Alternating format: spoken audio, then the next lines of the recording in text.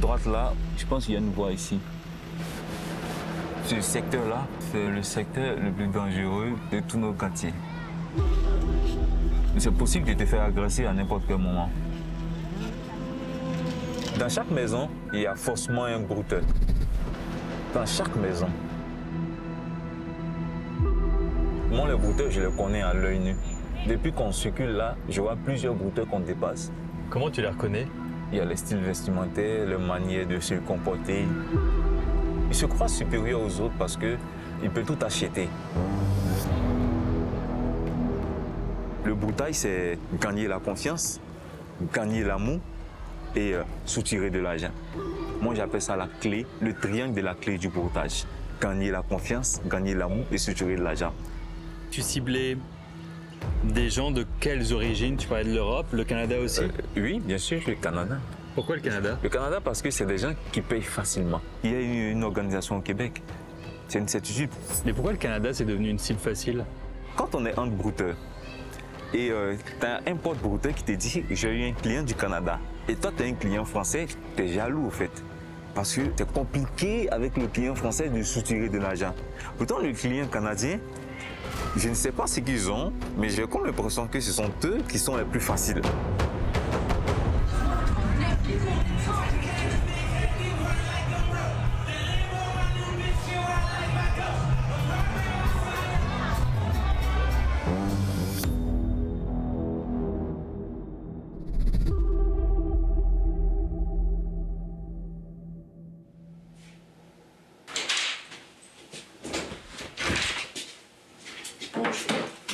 Maman Duberti.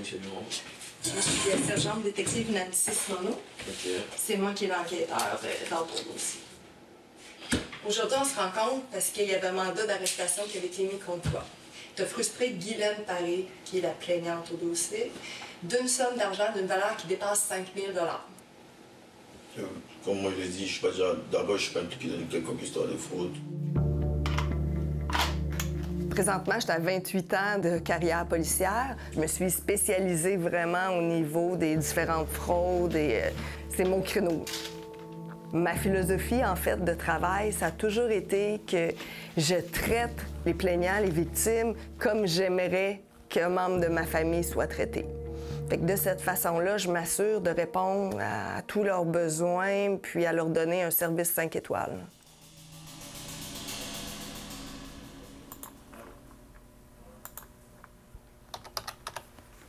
Mon enquête a débuté par une dame qui a porté plainte pour une fraude amoureuse. Puis, cette dame-là a perdu 200 000 $ au total. Premièrement, comment ça fonctionne, c'est qu'ils l'ont approché sur Facebook. Fait qu'ils ont fait une demande d'amis. On se dirige présentement vers le domicile de Mme Guylaine Paré, qui est la victime de fraude amoureuse, là, dont le suspect est Mamadou Berthe.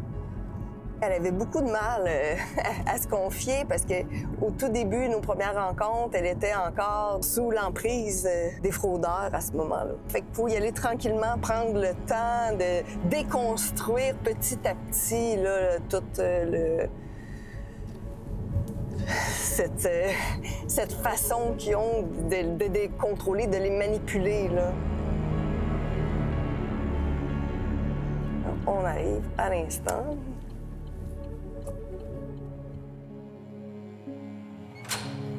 Allô, Nancy, comment ça va? Guylaine Paré a été victime d'un fléau devenu mondial, l'arnaque amoureuse en ligne. Entrez.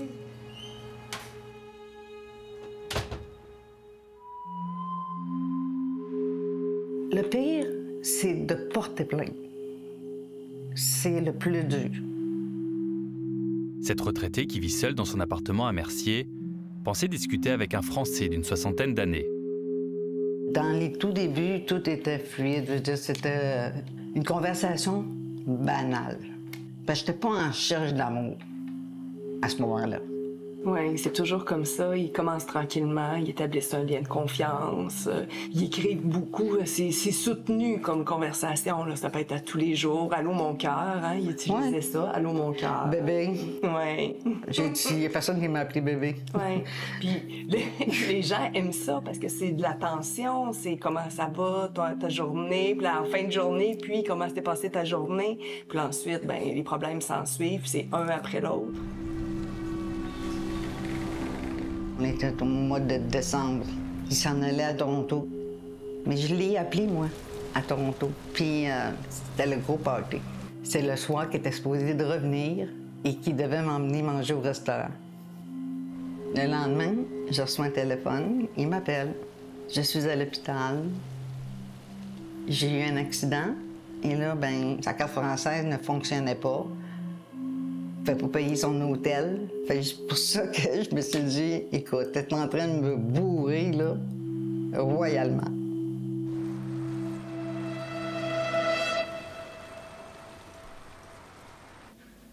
Qu'il soit au Québec ou à l'étranger, on voit une augmentation de la qualité puis du raffinement des méthodes. Ça, il n'y a aucune hésitation. Que ce soit au niveau des scénarios qui sont présentés, on va avoir beaucoup de preuves matérielles qui sont ajoutées, des rapports médicaux, des documents en apparence officielle, parfois des vrais documents, parfois des faux documents. Est-ce que ça veut dire que ces réseaux et ces criminels sont de plus en plus professionnels, pointus dans leur domaine? Certainement. Puis, quand on va parler de réseau, c'est vraiment le bon terme. Là où certaines fraudes pouvaient être menées par un individu, ce qu'on se rend compte, c'est que c'est probablement des groupes d'individus qui mènent ces fraudes-là. C'est le genre de choses qu'on va malheureusement rencontrer dans les fraudes qu'on va appeler haut de gamme, qui sont bien montées.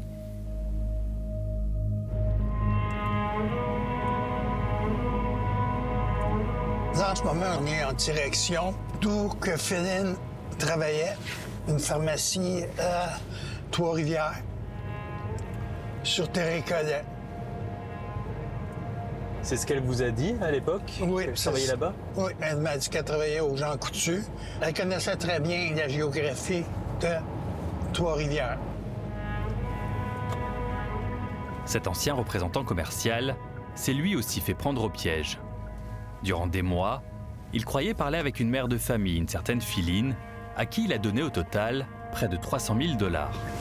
Puis juste en avait. Quand je suis venu ici, je voulais vraiment voir qu'est-ce qui se passait. Il dit, m'a rentré, il m'a posé des questions. Ces autres ont eu des nouvelles de Féline. J'ai rencontré le gérant de la pharmacie. J'ai posé la question, j'ai montré la photo, puis on m'a avisé qu'on ne connaissait pas cette personne-là. Qu'est-ce que ça vous a fait? De la rage, de la peine.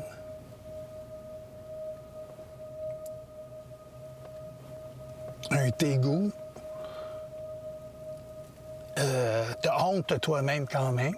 Là, tu réalises que, oui, tu t'es fait arnaquer. À qui je parlais-tu vraiment à elle? Elle existe-tu vraiment? Ou je parlais à quelqu'un d'autre? En réalité, derrière les photos de Philine, c'est un réseau mené par cet homme, Aboubacar Diallo, un Ivoirien arrivé au Québec comme étudiant. C'est lui qui m'a fraudé. Ouh, il y en a de l'argent là-dedans. Il montre son trésor. Sur ces photos provenant de son dossier judiciaire, on le voit avec ses complices en train d'exhiber et compter l'argent volé à leurs victimes. On a aussi obtenu des centaines de conversations sans complexe, où ils s'organisent pour mettre en confiance ceux qu'ils appellent leurs clients. Yo, c'est comment le boss, ça dit quoi? C'est Boba. Je vois sa gamme, non, lui, c'est la petite, j'ai été prêt à décoller. Celui qui répond à Diallo parle en ouchi, un dialecte ivoirien. Il fabrique des faux documents, comme des contrats notariés, qui servent de preuve pour demander de l'argent aux cibles qu'ils choisissent. Maintenant, le testament, les titres fonciers, la signature du notaire, le nom du notaire dessus, la signature, le directeur de la banque aussi, tu vois. Dans ces conversations, on découvre également des tonnes d'autres victimes qui n'ont jamais porté plainte. Pour les appâter, ils leur font même livrer des fleurs et des cadeaux. Mais l'autre encore voit petit nous ça donne sans fille, tu vois, non? Et puis c'est qui peut écrire un message dessus pour l'autre. Il n'a qu'à dire juste genre, il tient à toi.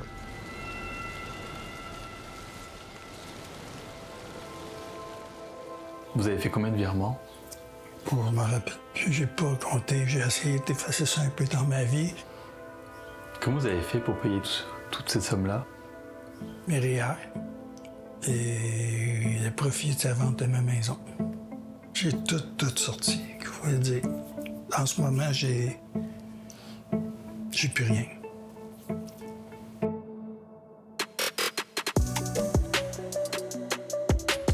Bon, la soirée est finie.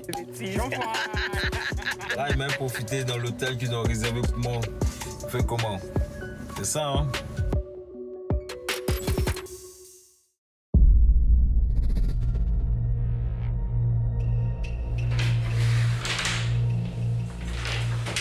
Toi, tu penses quoi du monde qui font des fraudes amoureuses? Forcément que c'est pas bien. Je dois me prononcer dessus. Ce jeune homme en blanc, c'est Mamadou Berthe, un Ivoirien installé à Montréal. Il est suspecté d'être au cœur d'un réseau d'arnaques amoureuses. Tu t'habilles pas à l'aubainerie, là. Tu t'habilles pas dans des magasins cheap, là. Tu sais, t'as des beaux vêtements, Louis Vuitton, Dior, tu sais, c'est vraiment luxueux, là.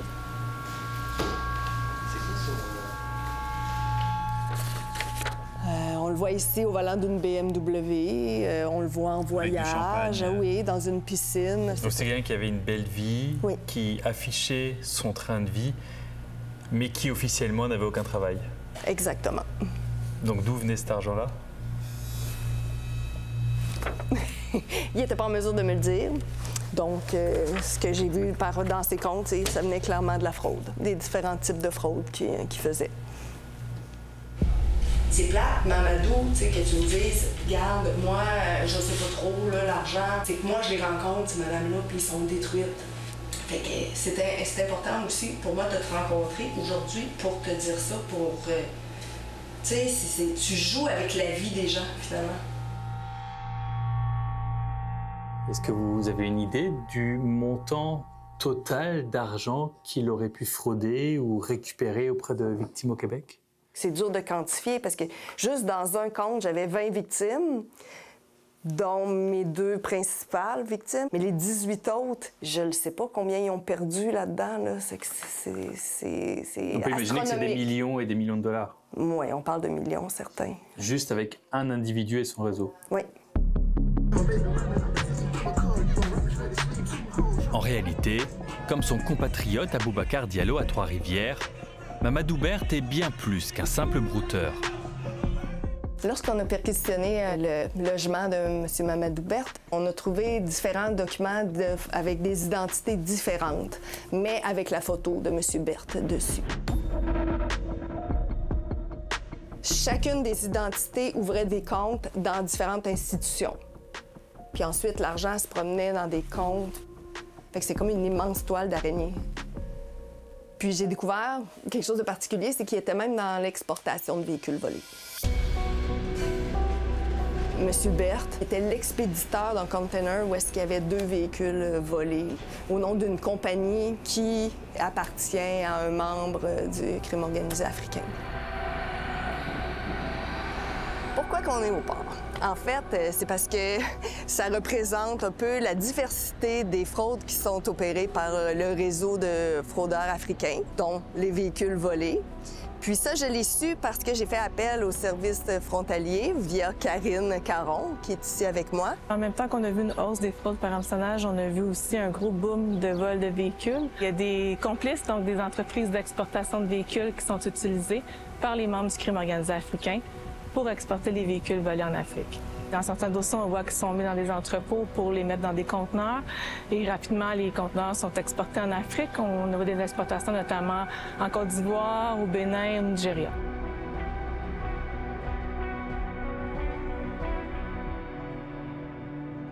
Cet analyste des services frontaliers a découvert que derrière ces dossiers d'arnaque amoureuse se cache en réalité un réseau aux activités beaucoup plus variées. De fil en aiguille, je me suis rendu compte que tous les dossiers étaient interreliés et qu'on était en présence d'une énorme organisation criminelle. C'est pas juste la fraude amoureuse, c'est pas juste la cybercriminalité. Il y a vraiment un gros volet de blanchiment d'argent, de vol de véhicules, de fraude d'identité. On voit aussi du trafic de stupéfiants. C'est pour ça aussi que nos homologues européens appellent cette organisation-là la mafia africaine. Et dans cette mafia, chacun a un rôle. Il y a les arnaqueurs de l'amour, comme Aboubacar Diallo et Mamadou Berthe. C'est eux qui vont créer de faux profils sur les réseaux sociaux. Il y en a d'autres qui vont fabriquer de faux documents et ouvrir des comptes bancaires. Et encore d'autres qui sont chargés de blanchir, de transférer une partie de leur argent et d'exporter des véhicules volés vers l'Afrique. L'un d'entre eux serait Guy Kwadjo Kwasi. Selon les services frontaliers, il est l'un des principaux relayeurs d'argent du crime organisé africain. On y va ? On est donc allé voir M. Kwasi chez lui, dans la banlieue nord de Montréal. Monsieur Kwasi ? Oui, bonjour. On travaille à Radio-Canada, on est journaliste. On nous a dit que vous étiez l'un des complices de Mamadou Berthe. Je n'ai pas grand-chose à dire dessus. Et vous, faites quoi comme travail? Moi, je suis un distributeur, je fais la distribution alimentaire. Alimentaire? Yeah.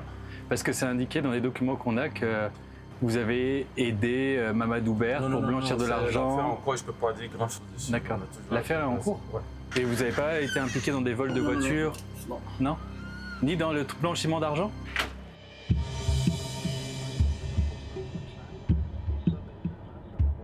Nous nous sommes rendus à l'adresse du commerce dirigé par M. Kwasi.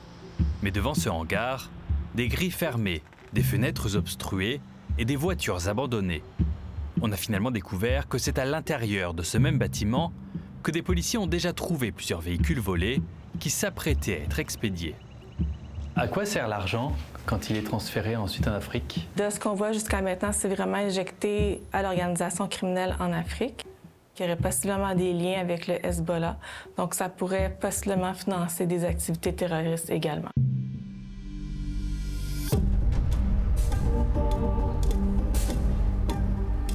C'est en Côte d'Ivoire qu'on retrouve le berceau de cette branche du crime organisé africain qui sévit au Québec. C'est aussi ici, dans le port d'Abidjan, qu'arrivent régulièrement des conteneurs remplis de véhicules volés. On a demandé de l'aide à un journaliste local pour nous guider dans les coulisses de ce réseau criminel. Là, on est à Abidjan Sud, là où on trouve beaucoup de parcs auto. Et comme vous voyez là, les parcs auto où il n'y a pas trop de voitures neuves, etc., c'est là qu'on trouve vraiment des voitures suspectes, des voitures qui peuvent être des voitures volées qui viennent de pays, ça peut être le Canada, l'Europe ou ailleurs, et qui se retrouvent souvent dans ces parcs-là pour être vendus, quoi. On peut continuer sur l'autre boulevard là. Avec une caméra cachée, on a donc décidé de se faire passer pour de futurs acheteurs.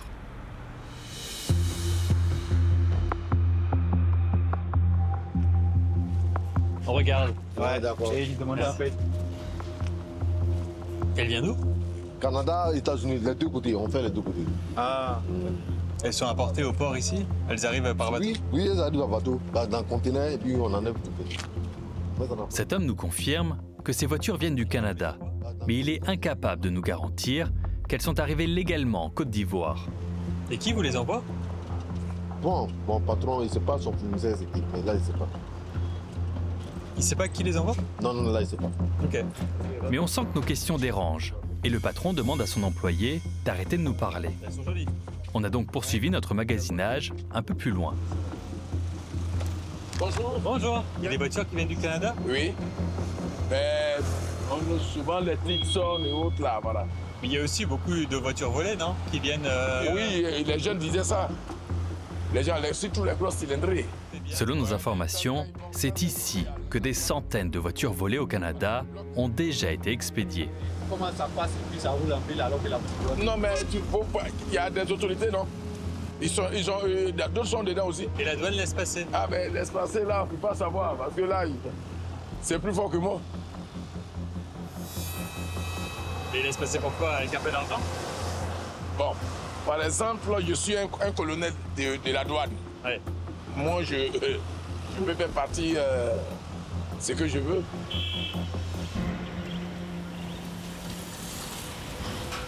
On a donc voulu comprendre comment autant de véhicules canadiens et comment l'argent volé aux victimes québécoises arrive si facilement ici en Côte d'Ivoire. Dans les meilleurs délais, je vous fais un retour.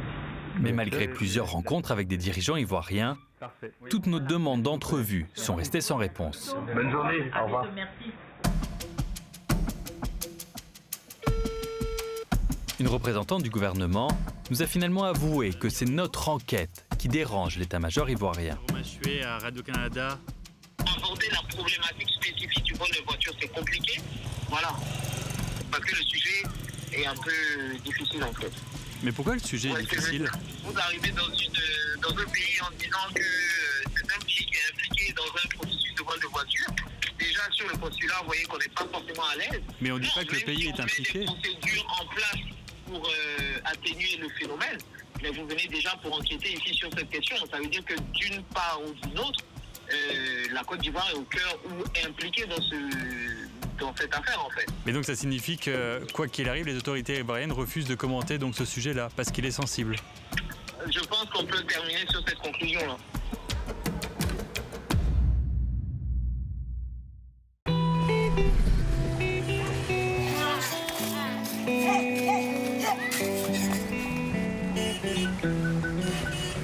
Salut. Là-bas. Ah, regarde. Ouais, je le vois, je le vois. Ah oui, salut. Ok. Tu peux t'arrêter ici? Reste là. Moi j'y vais avec Bakary. Ouais. Salut Alvin. Ouais, enchanté. Enchanté. Cet homme bien habillé est un spécialiste de l'arnaque amoureuse.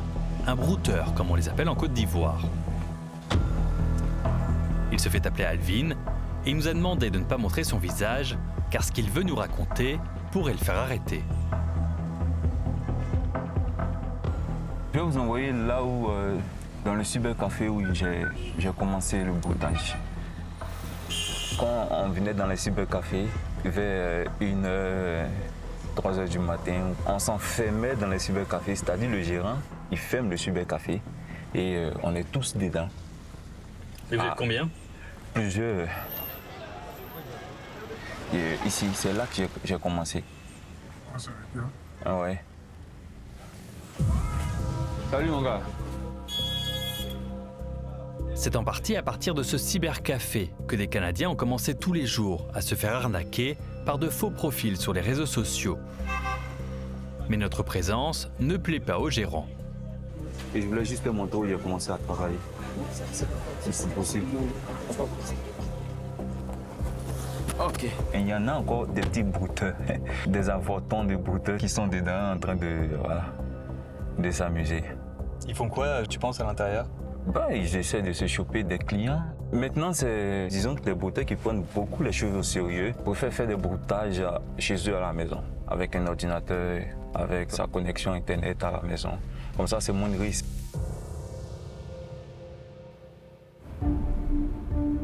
Alvin nous offre un accès inédit et unique dans le monde de la cybercriminalité. Il a lui-même été un membre important d'un réseau criminel qui a fait de nombreuses victimes au Québec. Il y a un de mes potes ici, c'est un infographe, celui qui fait des montages vidéo, des faux documents pour les brouteurs. Ah ouais? Oui, bien sûr, mais je ne sais pas s'il va accepter être dans le reportage parce que c'est un gros péril. Mais c'est le meilleur infographe, le meilleur monteur de faux documents de tout le quartier. Et lui, il fait des faux passeports, il fait des fausses pièces d'identité, des faux documents de terrain, tout ce qui est illégal. C'est grâce à ces contrefaçons professionnelles que ces criminels arrivent à tromper leurs victimes et à ouvrir plusieurs comptes bancaires au Québec. Attends. Et dans cette cour-là, on va taper à sa porte. Ok.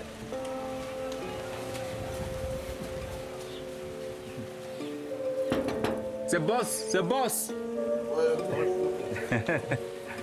Voilà, lui, c'est comme un frère pour moi. Vous faites quoi, vous, dans la vie avec, Je suis graphiste. Photographiste, Il est très bon. Non, tu te débrouilles pas. Tu es très bon. Donc, nous, on tourne un peu dans le quartier. Il n'y a pas de souci. Ouais. Je ne suis pas surpris de ces aspects novateurs de la délinquance. C'est une mafia qui est en train de se constituer. Et puis, ne vous étonnez pas, quand on parle du crime organisé, chaque entité ici a des connexions.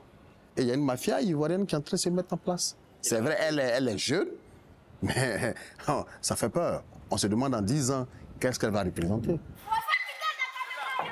Ce criminologue est l'un des rares experts ivoiriens qui a accepté de commenter l'évolution de ces réseaux criminels qui prennent de plus en plus d'ampleur. Je fais l'historique même de la cybercriminalité. La Côte d'Ivoire était loin derrière le Nigeria. En Afrique de l'Ouest, le pays où il y avait plus de cybercriminalité, c'était les pays anglophones, le Nigeria, le Ghana. Mais aujourd'hui, en tant que pays francophone, la Côte d'Ivoire bat tout cela en matière d'arnaque sur le net. C'est démentiel. C'est démentiel. Ouais, c'est démentiel parce que, en un rien étant, les jeunes ici ont appris à maîtriser tous les contours et à damer même le pion, même à ceux qui leur ont appris la chose.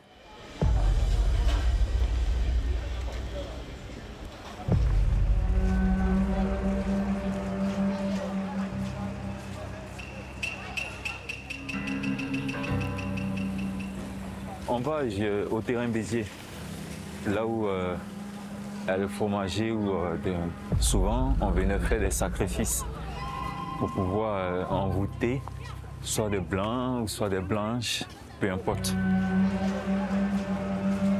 Donc c'est l'arbre des sacrifices? Oui, c'est un arbre des sacrifices. Cet arbre-là n'est pas simple, c'est un arbre mystérieux parce que cet arbre est tellement vieux et pour eux, ils voient des choses des esprits. Voilà, c'est un arbre spirituel.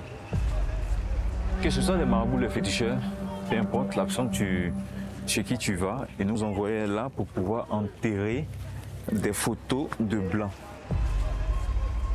Et quand tu viens devant cet arbre-là, tu crées un trou, tu enterres la photo de ton client. La semaine qui suit, tu pourras recevoir la somme que tu veux. Donc tu enterres la photo et une semaine après, parce que la personne était normalement envoûtée, elle va te donner 5 000 $. Te donner 5 000, la somme que tu veux. Ça a marché pour toi? Oui, ça a marché pour moi, au moins 3 ou 4 fois.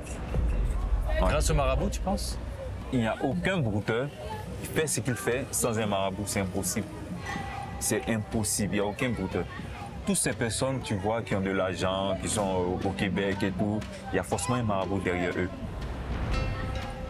Donc c'est des choses qu'on y croit ici en Afrique et particulièrement en Côte d'Ivoire.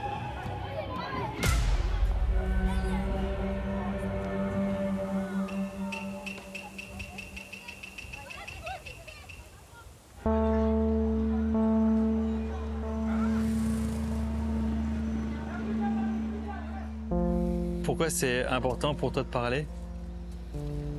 C'est important pour moi de parler parce que j'ai arnaqué beaucoup de personnes et j'ai vu les peines, les désespoirs. Quand je suis rentré dans le broutage, celui qui m'a mis dans le broutage m'a dit « Alvin, dans ce milieu-là, il n'y a pas de pitié. Si tu as pitié, tu n'iras jamais loin. » Vous pensez avoir arnaqué combien de Canadiens et de Québécois? Non, je ne peux pas compter. Pourquoi? Parce que c'est beaucoup? Oui, c'est tellement, je ne peux pas compter. Parce que j'en ai pris des 5 000, des 7 000, des 10 000, des 12 000. Avec les membres du réseau, un jour, on a pris un 110 000 qu'on s'est partagé. On a appris qu'au Québec, il y a des chefs de réseau, ils ont des personnes qui vont retirer, créer les comptes, ils ont des gens qui vont faire des faux documents qui sont à Abidjan. Oui.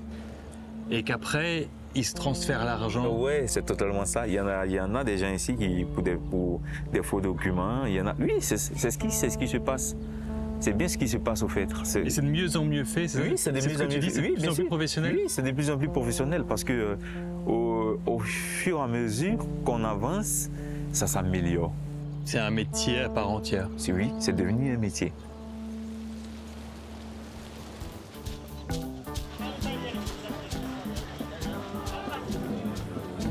Ici, c'est un autre endroit de mon quartier où plusieurs brouteurs viennent se rafraîchir. Là, il y a Aboubacar Diallo qui a été arrêté au Québec. Et il s'amusait à prendre plein de photos comme ça de lui avec des montagnes d'argent et de les envoyer à ses amis à Abidjan. Ouais. Qu'est-ce que tu en penses quand tu vois ça, toi? Pour être sincère, je pense que c'est un peu stupide. Il y en a tellement de brouteurs qui le font. Moi aussi, je le fais, en fait. Au fait, c'est comme un virus. Tu ne peux pas. Tu as envie de montrer ta grandeur. C'est ça, le broutage. On ne fait pas le broutage pour se cacher. On fait le broutage pour montrer qu'on existe, pour montrer qu'on a de l'argent. C'est ça, le broutage. Et ces personnes-là, c'est des personnes qui sont beaucoup connues ici en Côte d'Ivoire. C'est des personnes qui ont des réseaux. C'est une grande organisation.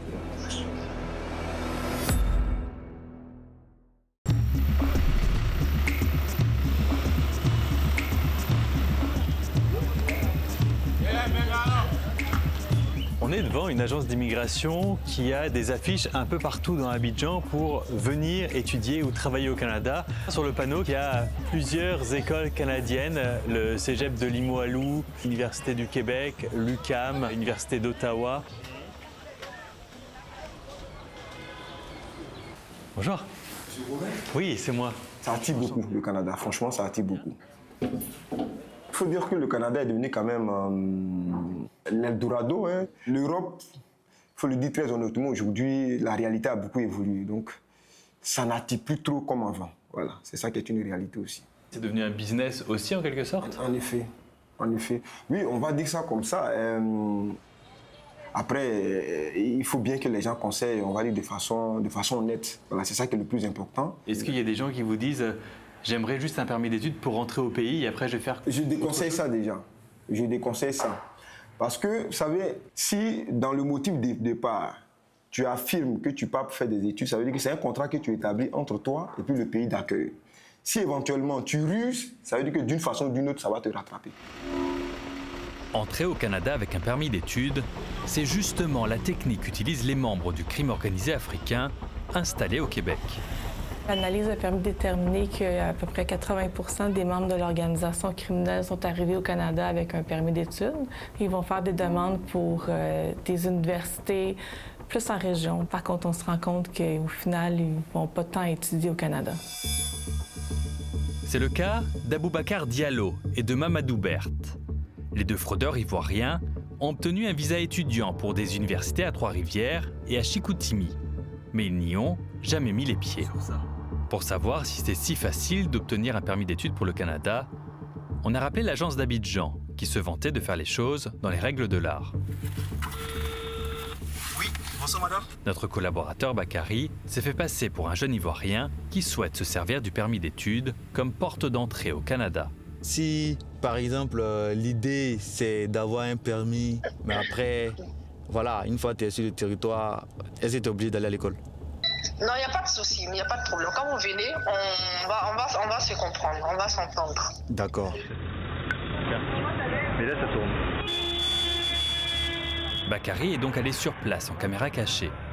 Et le discours fut complètement différent. La question, c'est est-ce que si je vais au Canada ou si j'envoie quelqu'un au Canada, la personne est obligée d'aller étudier? Non, ça va dépendre. La personne peut avoir quel âge comme ça? 26, 27. Ce serait mieux que la personne passe sous le pouvoir des études et puis éventuellement arriver là-bas.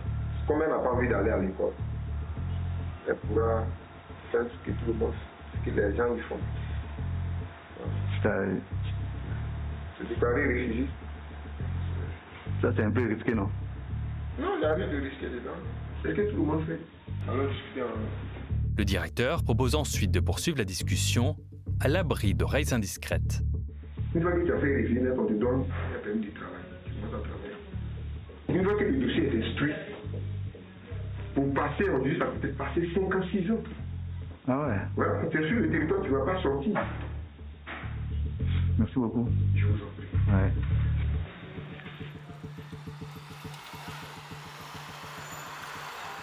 Je crois qu'ils ont détecté une faille dans le système pour entrer avec un statut d'étudiant, s'il n'y a pas de vérification. Peut-être qu'il y aurait peut-être moyen de faire un plus gros suivi avec ces statuts-là, parce que, d'après moi, le mot se passe et on va en avoir de plus en plus. Là. Le ministère de l'Immigration, celui qui délivre ces visas d'études, nous a confirmé qu'aucune vérification automatique n'est faite auprès des étudiants étrangers. Ce serait en fait aux universités d'alerter les autorités si le titulaire du permis d'études n'est pas là pour les bonnes raisons. C'est l'Eldorado aussi, le Canada, pour des groupes criminels? Mais bien sûr. Si la criminalité ne prospère pas, que j'ai la possibilité d'aller dans un univers où je me dis qu'il y a encore plus de possibilités, je ne vais pas me priver à le faire. C'est si simple à comprendre. Les battements d'ailes d'un papillon en Côte d'Ivoire peut créer des tsunamis même au Canada. La plupart des Canadiens voyaient cette criminalité de loin. Aujourd'hui, elle est sur votre territoire.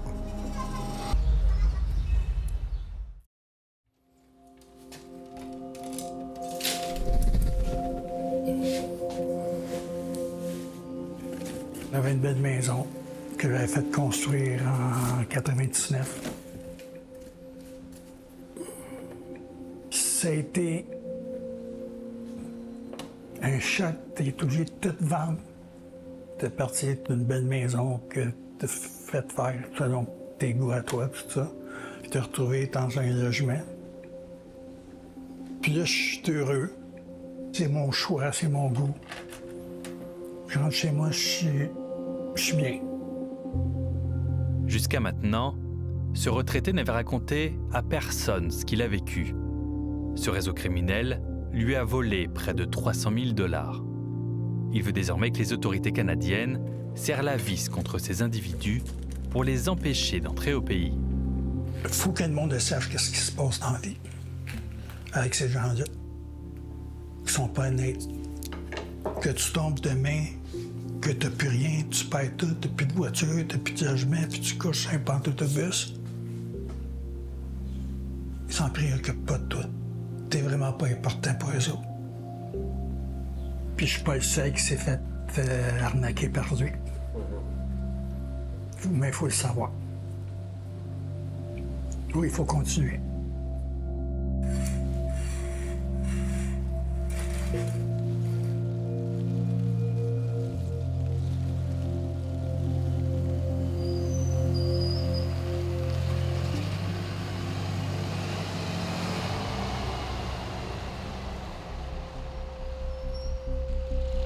Aujourd'hui, nous sommes au palais de justice puis on s'en va pour la sentence de Mamadou Bette. C'est le jour J. Après ça, on tourne la page. L'arnaqueur de Guylaine Paré a finalement plaidé coupable. Mamadou Bette a reconnu avoir participé à un stratagème de fraude dans lequel, selon lui, il n'était que l'un des maillons d'une grande organisation. Il a directement été expulsé dans son pays d'origine, la Côte d'Ivoire. Bien dans mes bras, toi. Ouais, un petit câlin. Oh, merci pour tout. C'est un plaisir. Oui. Ça me réjouit qu'il soit expulsé, mais c'est une personne parmi tant d'autres, malheureusement. Le réseau existe toujours. Il y a un maillon de la chaîne qui a quitté, mais il va être vite remplacé. Qu'est-ce qu'il va faire, Berthe, en Côte d'Ivoire, selon toi? Bonne question. Je ne sais pas si ses études qu'il y a eu au Québec vont l'aider à se trouver un emploi là-bas, mais une chose est sûre, c'est que, on me dit, un brouteur un jour, brouteur toujours.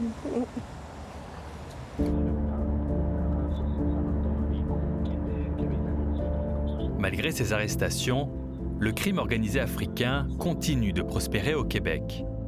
Selon nos informations, 2 des complices des criminels récemment condamnés ont même trouvé un emploi secondaire. Elles travaillent dans des résidences pour aînés, en plein cœur de leurs victimes potentielles. Est-ce que tu crains que le Canada devienne de plus en plus une cible pour ces criminels-là? Bien sûr. Moi, j'ai déjà eu des clients canadiens. J'ai comme l'impression que c'est des personnes qui ont besoin d'amour, qui ont besoin d'être aimées, c'est des personnes qui ont besoin d'affection. Quand je vois des jeunes brouteurs, ça me fait mal. J'ai mal pour les victimes, en fait, parce que chaque jour qu'un nouveau brouteur naît, il y a une nouvelle personne qui découvre le monde des rencontres sur Internet et forcément qui va croiser des brouteurs. Ça, c'est sûr.